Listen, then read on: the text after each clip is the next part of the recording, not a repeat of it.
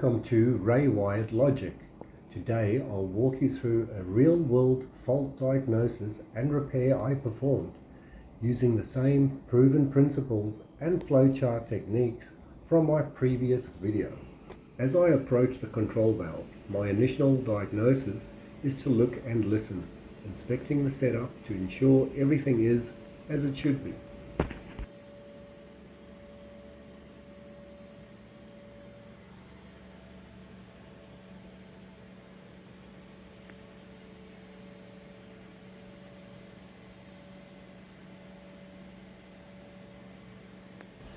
My initial inspection didn't reveal much, so the next step is to pinpoint where the fault lies: pneumatic, electrical or mechanical. I start by toggling the counterweight on the leaf spring. If the valve moves, the issue is upstream of the pilot valve. In this case though, it doesn't, which leaves me to suspect the pilot valve is the culprit. I removed the pilot valve, but only after isolating the supply air and bleeding the line to release any stored energy. As you can see, there is a bit of water or moisture that came out of this pilot valve.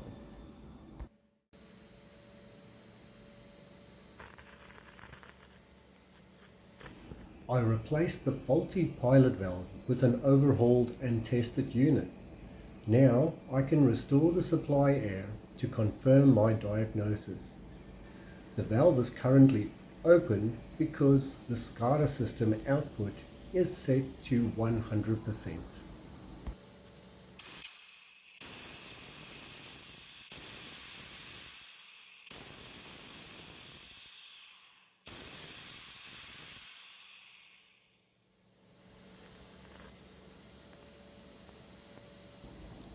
With the pilot valve successfully replaced, I move on to calibration checks. I disconnect the signal cable and hook up a loop calibrator, giving me direct control of the positioner signal. Then I perform an as-found calibration check to identify any parameters that need adjustment.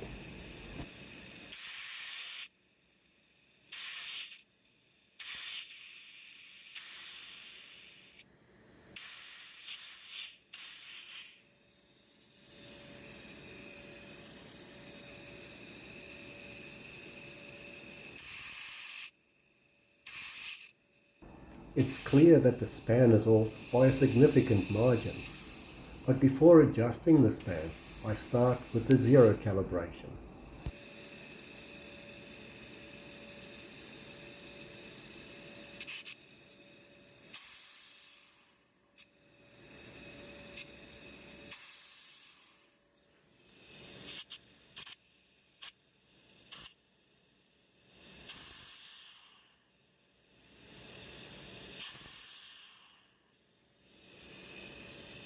For zero calibration, you should hear a slight air release when toggling the counterweight, but see little to no movement.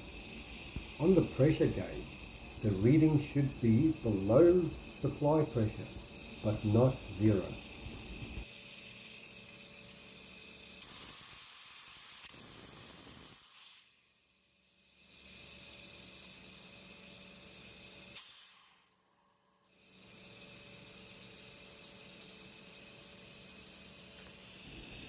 To test the zero calibration, toggle the counterweight in both directions.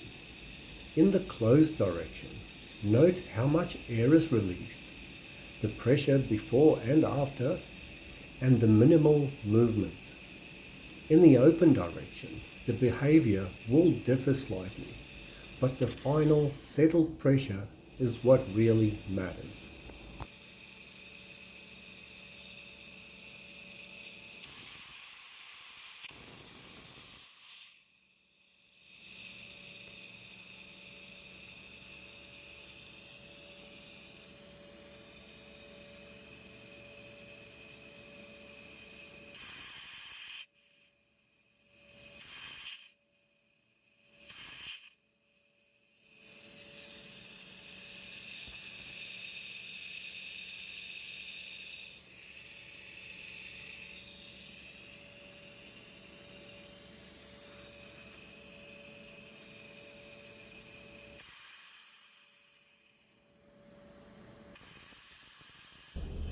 Next, we'll focus on adjusting the span.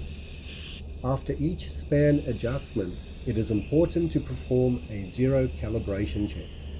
This process involves a bit of trial and error, so repeat the steps until you achieve the desired result.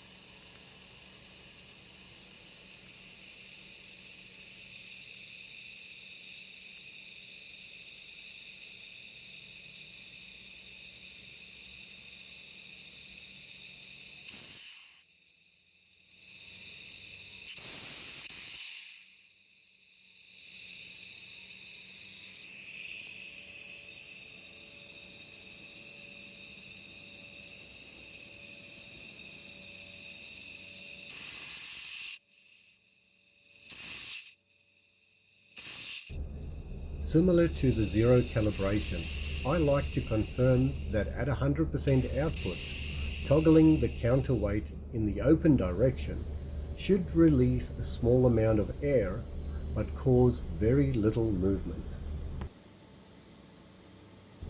Here I'm using the loop calibrator to check how far I am from reaching the desired span position.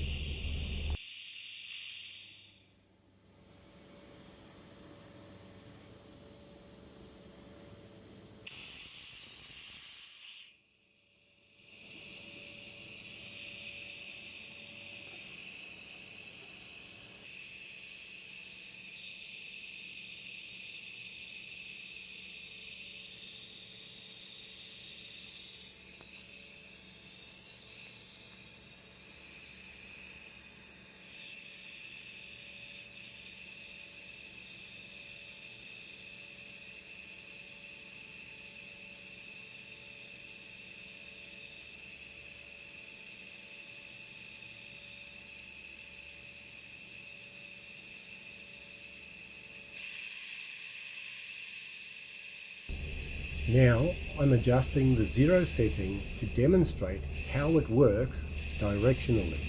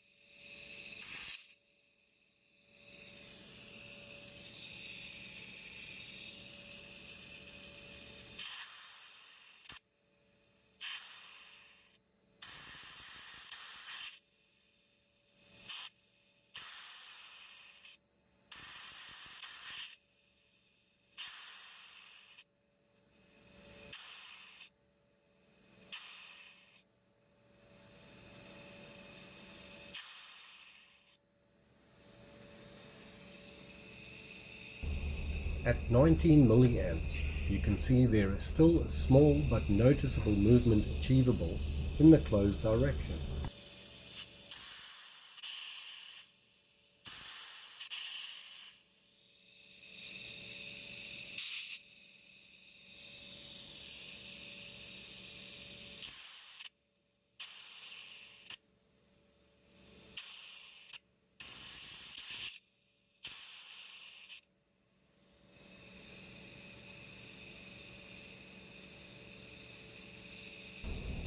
Another quick test at 19.5 milliamps.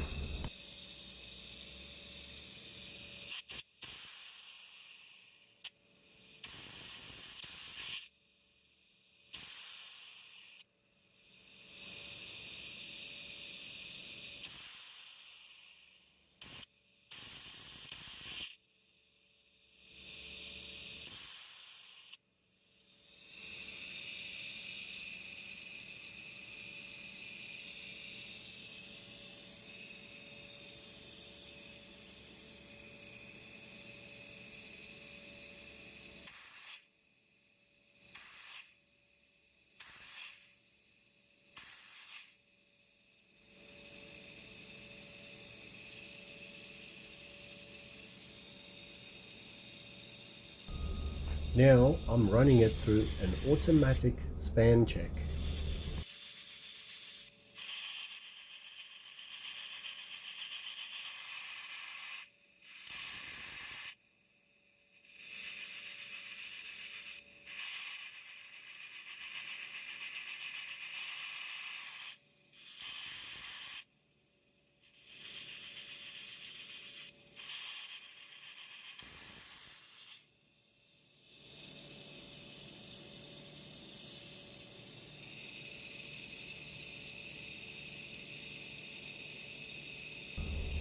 This is a span check with manual steps at 1 milliamp increments.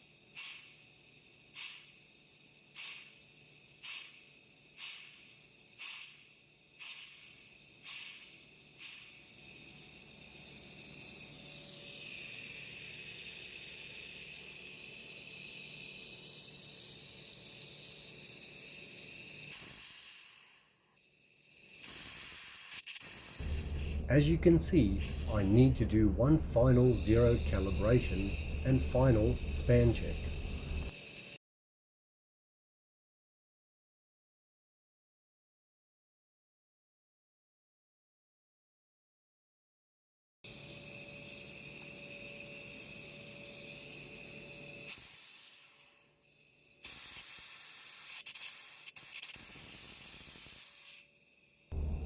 Now I'm going to show you another way to toggle the pilot valve. This method only works when the signal is not at 20 milliamps or when the signal cable has been disconnected.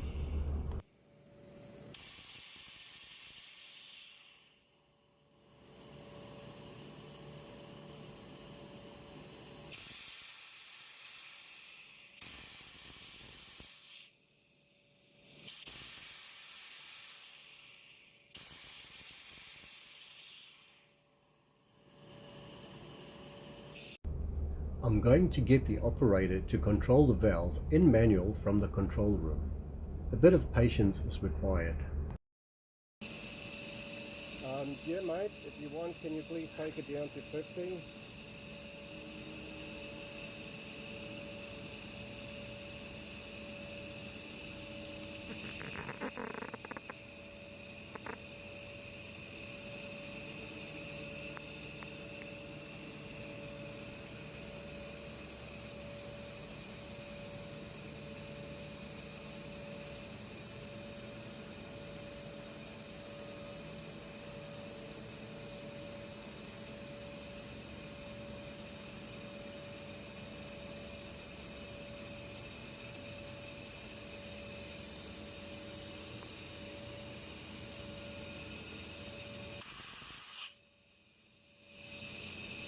Righto mate, can we please have 0%?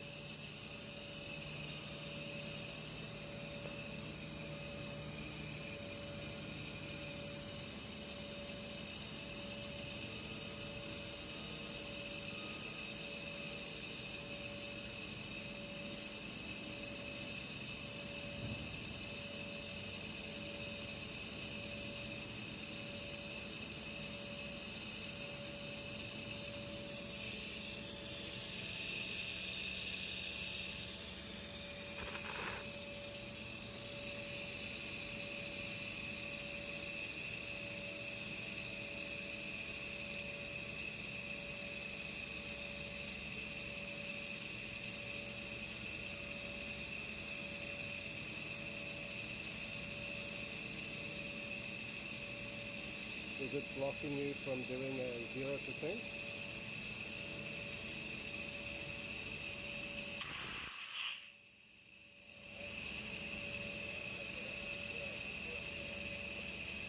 Yeah mate, that's definitely 0. If you don't mind, can you put it up 25, 50, 75 and then 100?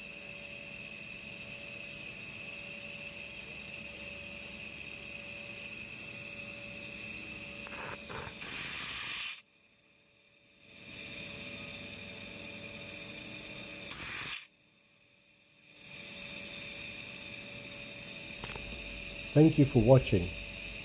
Please subscribe or even put a like my way for this video if you enjoyed it, if you found that it helped you in some way.